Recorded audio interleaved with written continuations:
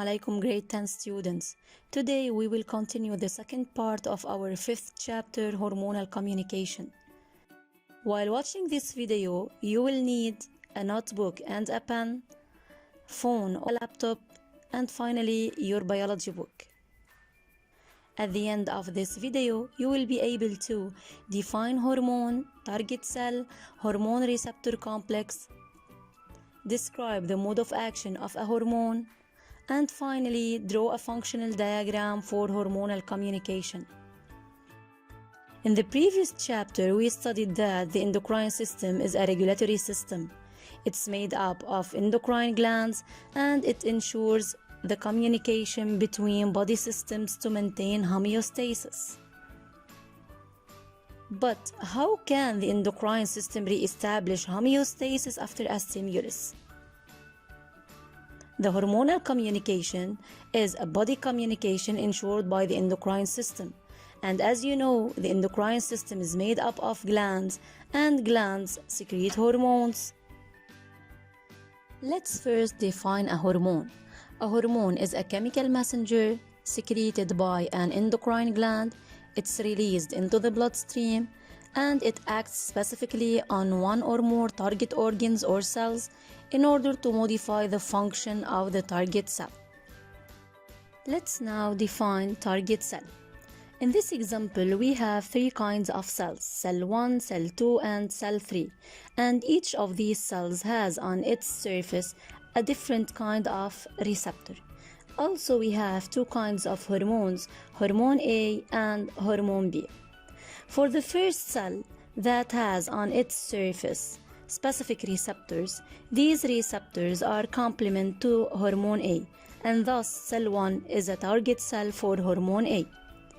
Let's move to the cell 2. The cell 2 has on its surface specific receptors that are complement to the hormone B, and thus cell 2 is a target cell for hormone B. However, the third cell has on its surface two kinds of receptors, and these receptors are complement to hormone A and hormone B, and thus the third cell is a target cell for both hormones A and B. Let's define the hormone receptor complex. It's a binding of the hormone to its specific receptor. For example, at the surface of this cell, there is specific receptor to a specific hormone.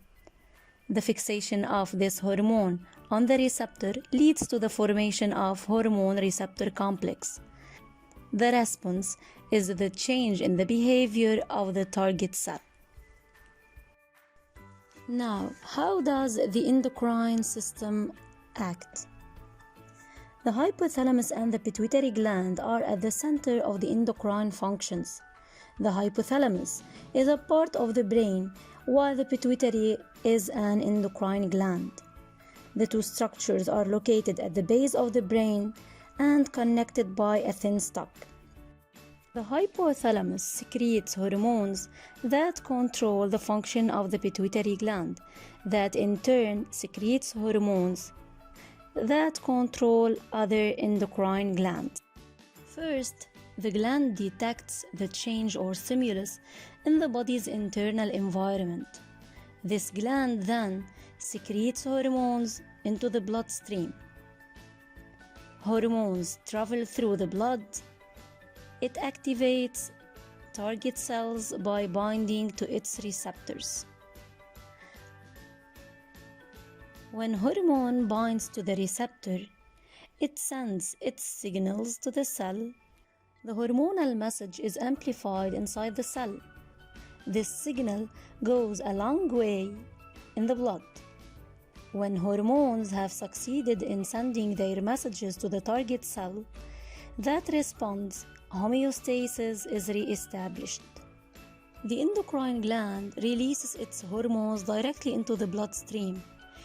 If the cell doesn't have any receptor on its surface, thus no hormone molecules are fixed on it, and thus no response. While if the cell has specific receptor on its surface, hormone molecules will bind to it, and thus a response is created. Finally, let's draw a functional diagram of the hormonal message. First, our body receives a stimulus. Then, the hypothalamus releases hormones in order to control the pituitary gland, that in turn secrete hormones to control other endocrine glands. These endocrine glands release their hormones into the bloodstream to the target organs that create a response, and thus homeostasis is re-established. Dear student, stop the video, bring your notebook and answer the following questions. For the next time, you will have 2 steps to do. 1.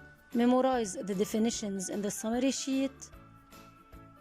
2. Solve the exercises number 4, 7, and 9 on pages 96, 97 in your biology book.